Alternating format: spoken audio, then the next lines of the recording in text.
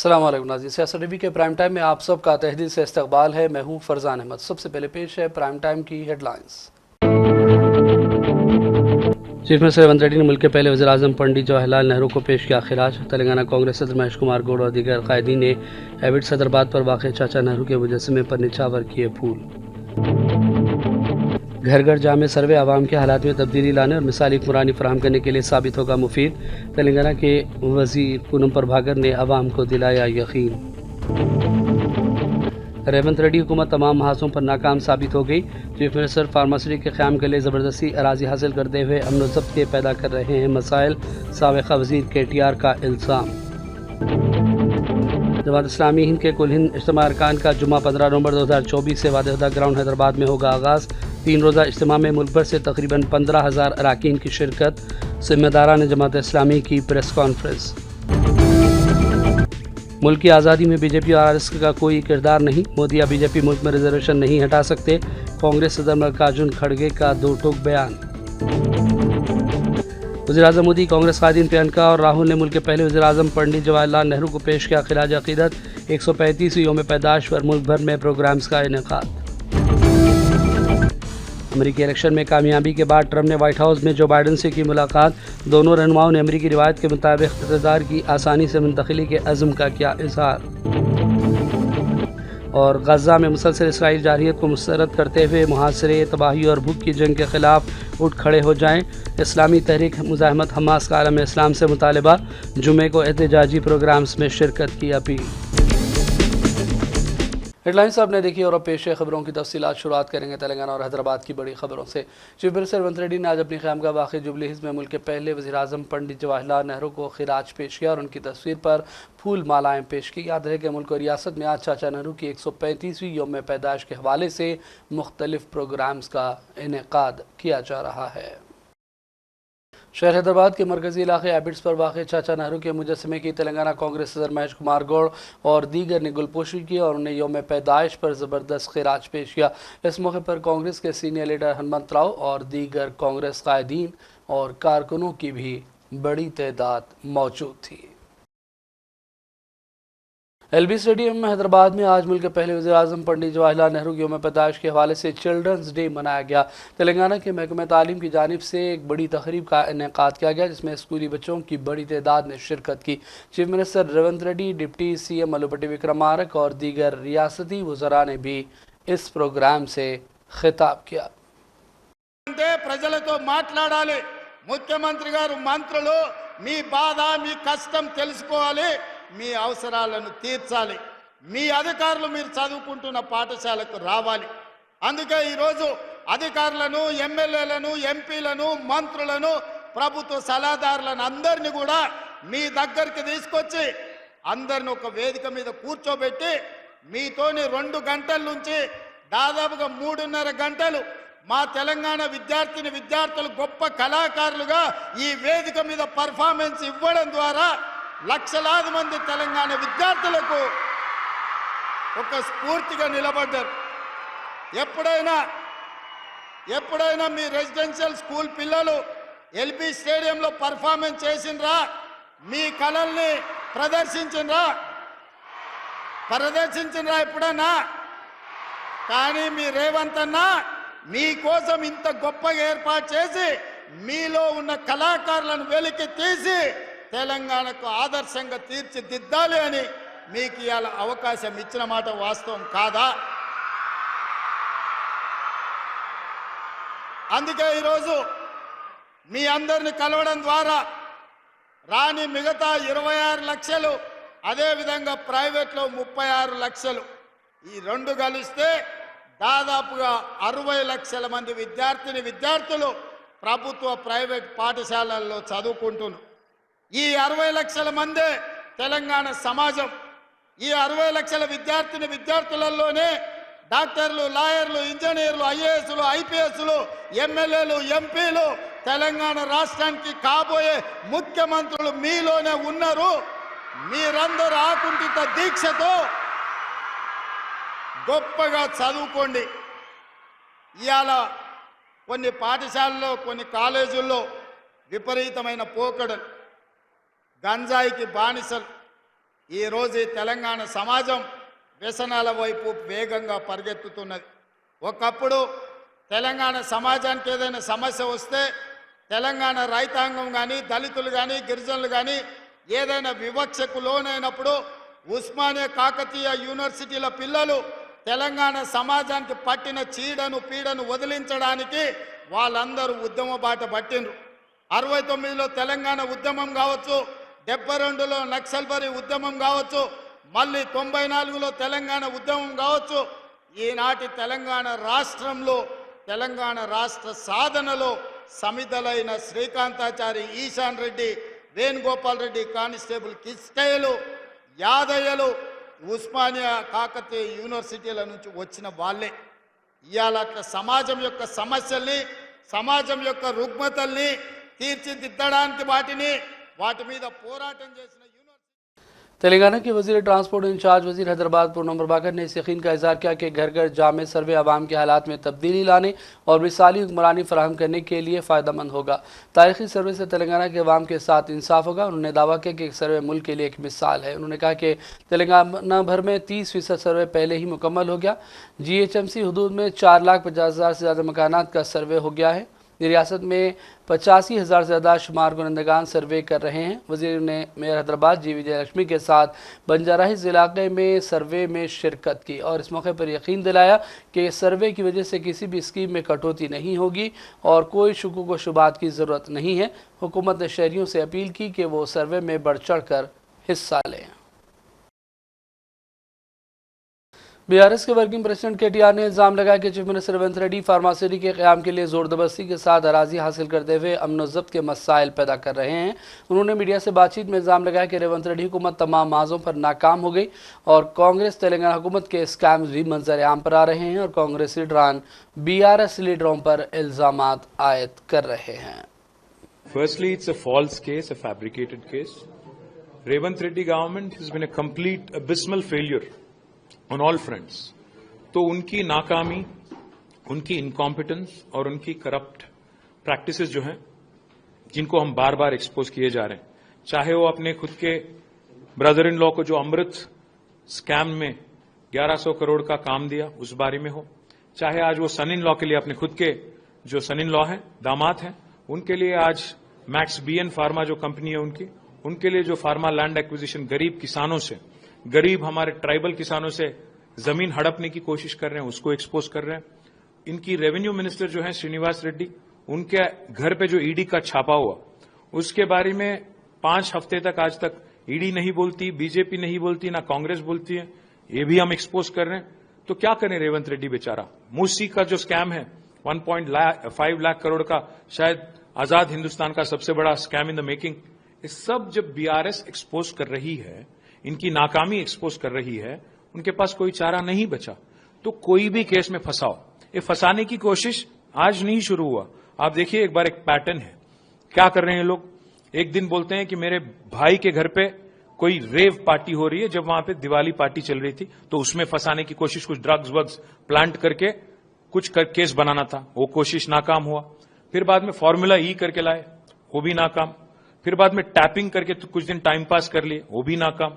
तो क्या करें, आज इनकी नाकामी की वजह से चीफ मिनिस्टर की खुद की कॉन्स्टिट्यूएंसी में एक जो वहां पे इंसिडेंट हुआ जिसमें गरीब किसान जिनका दिल जला हुआ था, जिनका दिल में गुस्सा था, इसलिए क्योंकि पिछले 9 महीने से वो लड़ रहे हैं, कोई एक जिम्मेदार आदमी गवर्नमेंट से आज तक उनसे बात नहीं किया। ना चीफ मिनिस्टर बात करते हैं, ना डिस्ट्रिक्ट कलेक्टर, ना डिस्ट्रिक्ट मिनिस्टर। तो क्या करें गरीब किसान, पब्लिक हियरिंग गए और वहां पे उन्होंने प्रोटेस्ट किया। तो इसको लेके आज हम पे आरोप लगा के ये कोई कॉन्स्पिरेसी है, ये है, वो है। मैं रेवंत से एक ही बात कहना चाहता हूं, अगर तुम्हें इतना ही शौक है अरेस्ट करने का तो कर लो, पर मैं कहना चाहता हूं जो 21 गरीब किसान जिनको आपने आज जेल भेजा उनको छोड़ो। अगर गुस्सा हम पे है, अगर नाराजगी हम पे है, अगर हमको बंद कराना है तो कर लो, बट वो 21 किसानों को छोड़ दो, अच्छी बात नहीं है। क्योंकि आज जो तेलंगाना में हो रहा है पूरा देश देख रहा है कि कैसी आज एक इमरजेंसी जैसी कंडीशन आज तेलंगाना में है, पूरा देश देख रहा है। और रेवंत रेड्डी कोई एम्परर नहीं है, कोई डिक्टेटर नहीं है, इससे बड़े बड़े लोग आए गए। तो रेवंत को भी मैं कहना चाहता हूं एक गलती ना करो कि गरीब किसान के साथ आप खिलवाड़ ना करो, उनकी जमीन हड़पने की कोशिश बंद करो और डेमोक्रेटिकली बिहेव करो। साबिक़ वज़ीर KTR को या खुद मुझे गिरफ्तार कर लो या हमारे अरकान असम्बली को गिरफ्तार करो, लेकिन बेकसूर कबायली किसानों को गिरफ्तार करना हरगिज़ काबिल कबूल नहीं है। BRS लीडर हरीश राव ने ये बयान दिया। उन्होंने साबिक़ MLA पट्टनम नरेंद्र रेड्डी से चिल्लापल्ली जेल में मुलाकात की और उसके बाद बयान देते हुए कहा कि किसानों के साथ बेरहमाना बर्ताव किया गया। हरीश राव ने कहा कि अपोजिशन का फ़र्ज़ है कि वह तालिब इल्म, पुलिस, किसान हो या कबायली, उन सब के हकूक़ के लिए जिद्दोजहद में साथ देते रहेंगे। ఇప్పుడే మేము ఆయనతో మాట్లాడాం నరేందర్ రెడ్డి గారితో. ఆయన రిమాండ్ రిపోర్ట్లో ఏం రాశారో తెలియదట ఆయనకు. రిమాండ్ రిపోర్టును 5 నిమిషాల ముందు మెజిస్ట్రేట్ గారి ముందు ప్రవేశపెట్టే ముందు రిమాండ్ రిపోర్ట్ మీద సంతకం పెట్టించుకున్నారు. ఆ రిమాండ్ రిపోర్ట్లో ఏముందో నాకు తెలియదు. జైల్లో పొద్దున పేపర్లు చూస్తూ ఉంటే రిమాండ్ రిపోర్ట్లో కేటీఆర్ గారికి కూడా దీనిలో ప్రోద్బలం ఉన్నదని, కేటీఆర్ గారు ఎన్ని డబ్బులు ఖర్చు అయినా పెట్టమని చెప్పినట్టు వీళ్ళే రిమాండ్ రిపోర్ట్ రాసి రిమాండ్ రిపోర్ట్లో చదివే అవకాశం లేకుండా సంతకం పెట్టించి ఇవాళ తప్పుడు రిమాండ్ రిపోర్ట్ రాసినారు. తప్పుడు రాసిందని చెప్పి నరేందర్ రెడ్డి గారు మాకు చెప్తూ ఆయన చాలా బాధపడ్డాడు. అసలు నాకే సంబంధం లేదు, నాకే విషయము తెలియదు, కేటీఆర్ గారికి సంబంధం ఉందని ఆయనను ఇరికిచ్చే ప్రయత్నం, నన్ను అక్రమంగా ఇరికిచ్చారు, ఇది అన్యాయం. అసలు రిమాండ్ రిపోర్టు రాసే ముందు నాతో మాట్లాడలేదు, ఏమి రాశారో చదివే అవకాశం నాకు ఇవ్వలేదు, రిమాండ్ రిపోర్ట్లో ఏముందో నాకు తెలియకుండా ఒత్తిడి చేసి నాతో సంతకం పెట్టించారు. అంతకుమించి నాకు తెలియదు. ఈ విషయాన్ని మీకు చెప్పడమే కాదు, నిన్న మెజిస్ట్రేట్కి కూడా చెప్పాను. మెజిస్ట్రేట్ గారి ముందు కూడా ఆ రిమాండ్ రిపోర్ట్లో ఏముందో నాకు తెలియదు, ఒక్క నిమిషం ముందే నాతో సంతకం పెట్టించారన్న విషయాన్ని నిన్న మెజిస్ట్రేట్ గారికి కూడా చెప్పానని చెప్పి నరేందర్ రెడ్డి గారు చెప్పారు. नागर कर्नूल के रुकन पार्लिमान मल्लू रवि ने वज़ीर दिफा राजनाथ सिंह से मुलाकात की और उनसे अपील की कि नागर कर्नूल में army selection centre, NCC training centre, defence production centre और स्किल डेवलपमेंट सेंटर भी कायम किए जाएँ। सुल्तानुम public school Banjara Hills Hyderabad में आज यौम अतफाल मनाया गया। इस मौके पर तलबा ने मुख्तलिफ प्रोग्राम्स पेश किए। स्कूल की जानिब से गुलाम अहमद हाल ग्रीन कैंपस में एक दिलचस्प मैजिक शो का भी इनेकाद अमल में लाया गया। स्कूल और सोसाइटी के जिम्मेदारान के अलावा सरपरस्तों और तलबा ने बड़ी तादाद में इस प्रोग्राम में शिरकत की।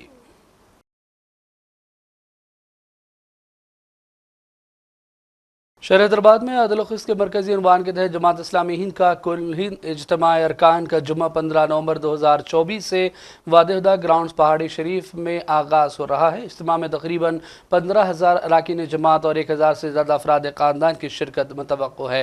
नाज़िम इज्तिमा अब्दुल जब्बार सिद्दीकी, इंजीनियर सलीम, नायब अमीर जमात इस्लामी ने सियासत टीवी के नुमाइंदे इस्माइल ज़बील्ला से ख़ास बातचीत की और कहा कि जमात इस्लामी हिंद गुज़िश्ता 75 साल से जिद्दोजहद में मसरूफ़ है।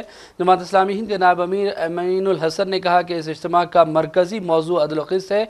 इस मौके पर मुख्तलिफ इल्मी, फ़िक्री, अखलाक़ी, रूहानी, तालीमी, समाजी और सियासी मौज़ूआत पर गुफ्तगू होगी। इज्तिमा में इदराक तहरीक शोकेस के उन्वान से एक मुनफरिद नुमाइश होगी। इसके अलावा 16 नवंबर शाम 6:30 बजे अवामी इजलास होगा। कॉन्फ्रेंस के मुकाम पर रिफा चैम्बर्स ऑफ कॉमर्स की जानिब से बिजनेस एक्सपो भी मुनक़िद किया जा रहा है। हमारा ये मेंबर्स का इज्तिमा हो रहा है और इस इज्तिमा के 5 बिग एलिमेंट्स हैं। एक एलिमेंट ये है जो फॉर्मल सेशंस होंगे स्टेज से, उसमें हम अपने मेंबर्स को मोटिवेट करेंगे कि रोल मॉडल्स बने, वो अपनी सोसाइटी में अच्छे इंसान बने और इस मुल्क में इस्लाम की दावत को आम करें, इस्लाम को पेश करें और कंटेम्प्रेरी सिचुएशन से हम रिलेट करके अपनी बातों को करेंगे। मोटिवेट करने का ये बड़ा सेशन होगा, 3 दिन चलेगा।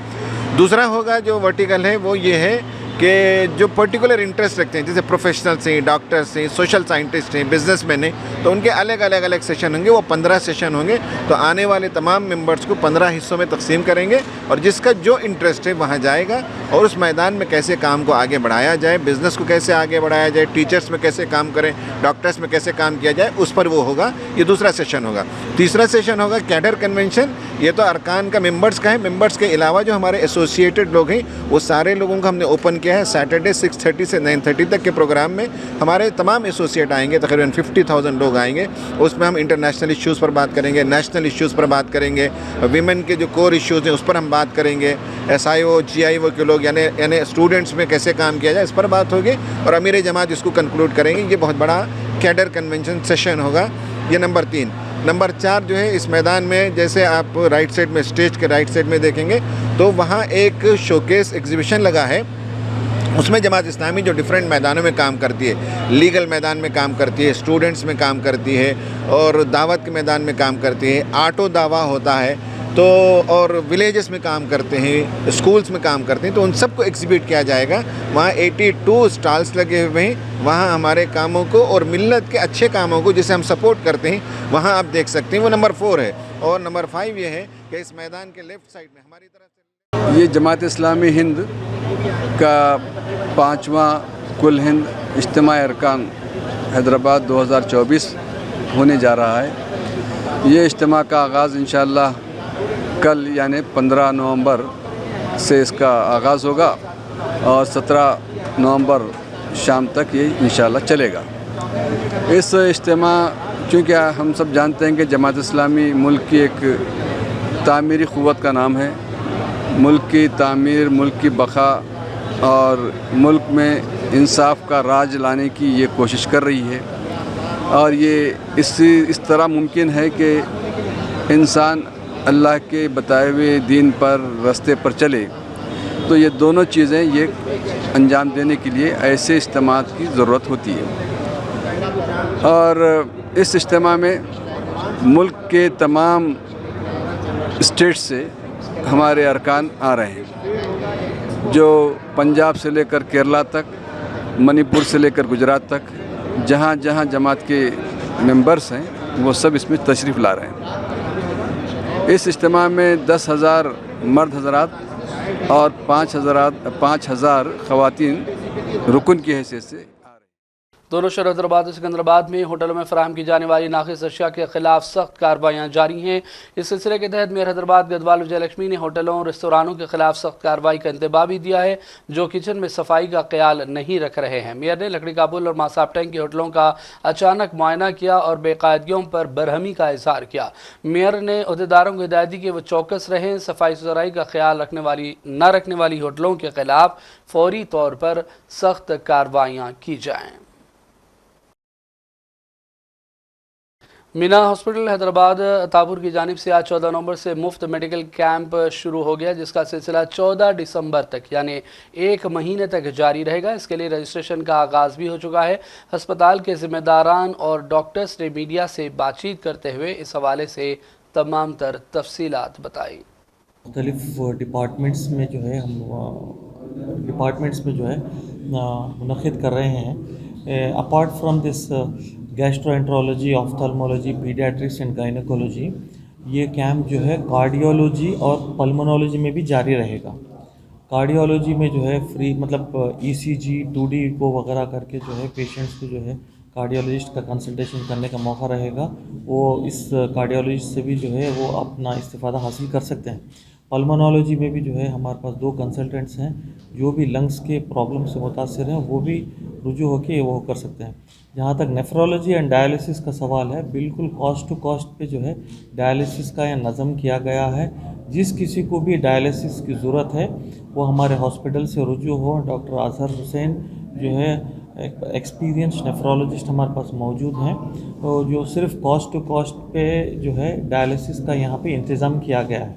जितने भी पेशेंट्स को डायलिसिस की ज़रूरत है वो हमारे इस डायलिसिस यूनिट से और कोई हॉस्पिटल में होती फैसिलिटीज़ नहीं है, फिर बच्चों को रखने का इंतज़ाम नहीं है, ICU नहीं है, NICU नहीं, वो लोग भी हमारे हॉस्पिटल में आ सकते हैं। या बहुत ज़्यादा कॉम्प्लिकेटेड केस है जो हायर सेंटर को जाना पड़ता कॉरपोरेट हॉस्पिटल्स में, जिसको ज़्यादा बिलिंग होती है, उनके लिए भी हमारे पास रियायत है। 20% का डिस्काउंट है ये 1 महीने के लिए। कोई भी प्रॉब्लम है, फिट्स आते हैं कोई पेशेंट को, एस्थमा है, थायराइड है, हार्ट डिजीज़ है, कोई भी प्रॉब्लम है तो आ सकते हैं। और बच्चों का अगर वज़न कम है भी तो वो लोगों को हम लोग अच्छा कर सकते हैं। ये कैंप से के दौरान हमारे पास एक डिलीवरी हुई थी जिसका पेशेंट का BP बहुत ज़्यादा बढ़ गया था, तो हम लोगों को बिल्कुल 7 महीना लगने के टाइम पे ही हमको सिजेरियन करके निकालना पड़ा, नहीं तो बेबी और मदर को दोनों को रिस्क होने वाला था। और बेबी का वेट सिर्फ 800 ग्राम्स था, तो हम लोग 2 मंथ्स बेबी को रख के वो बेबी का वेट 1.5 kg बेबी हुए तक रख के अब डिस्चार्ज करें। अभी पेशेंट अब ज़रा बेबी आया हुआ है, सर्दी हुई बोल के, अब बेबी का वेट 2 kg हो गया माशाल्लाह से।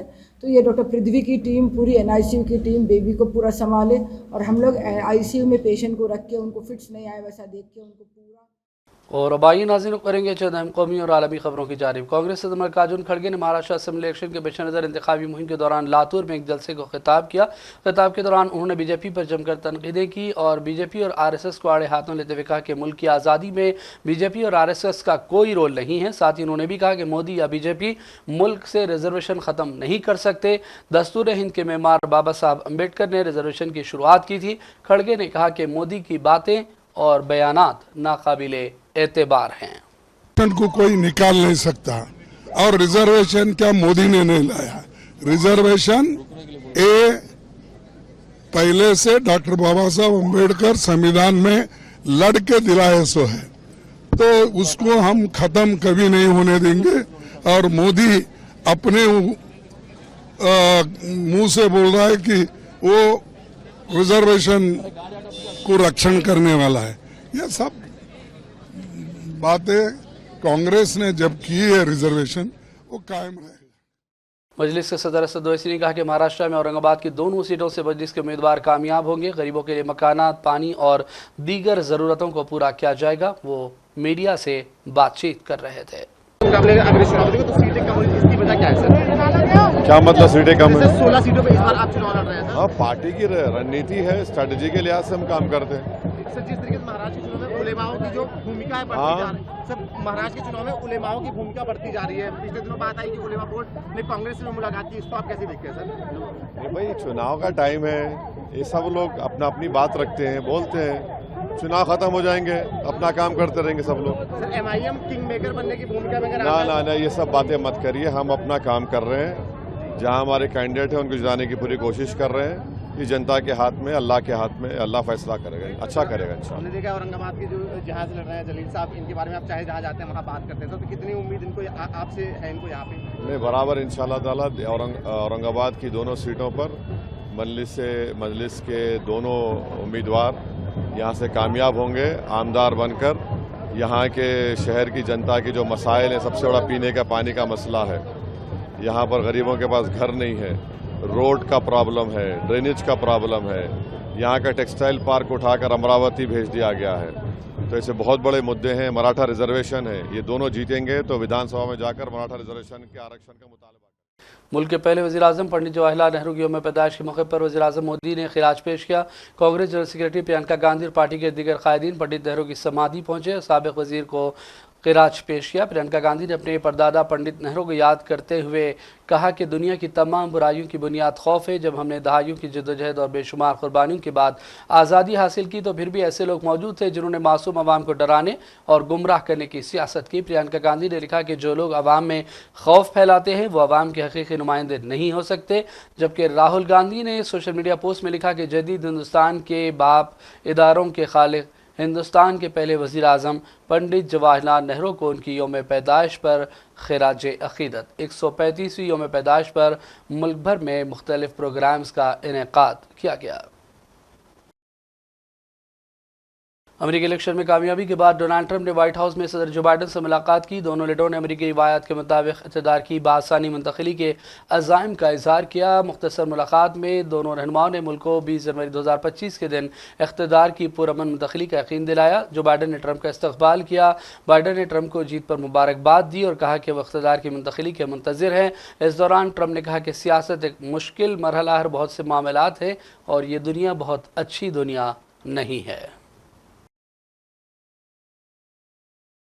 इस्लामी तहरीक मुज़ाहमत हमास ने आलम इस्लाम से अपील की कि वह गज़ा पट्टी पर मुसलसल इसराइली जुल्म को मुस्तरद करते हुए गज़ा पट्टी के मुहासिर और तबाही और भूख की जंग के खिलाफ उठ खड़े हो जाएं। हमास ने बयान में कहा कि आने वाले जुमा, हफ्ता और इतवार को तमाम अरब, इस्लामी और बैनुल अक़वामी शहरों, दारुलहुकूमतों में बड़े बड़े मुजाहरे और रैलियों में शिरकत की जाए। हमास ने अरब और मुसलमान ममालिक की अवाम से मुतालबा किया कि वह गज़ा पट्टी में इसराइली जारहियत को मुस्तरद करें और तायीद करने वाले ममालिक के सफारत खानों का भी घेराव किया जाए ताकि शुमाली गज़ा के मुआसरे और नस्ल कुशी की जंग रोकने में मदद मिले। गज़ा में ताज़ा हमलों में 20 इमदादी कारकुनों की शहादत हुई, जबकि अमरीकी तायीद से जालिम इसराइली फ़ौज 7 अक्टूबर 2023 से गज़ा में नस्ल कुशी की जंग जारी रखे हुए है, जिसमें 44,000 से ज़्यादा फ़लस्तीनी शहीद हुए जबकि लगभग 1 लाख ज़ख्मी हुए। इनमें ज़्यादातर तादाद बच्चों और ख़वातीन की है।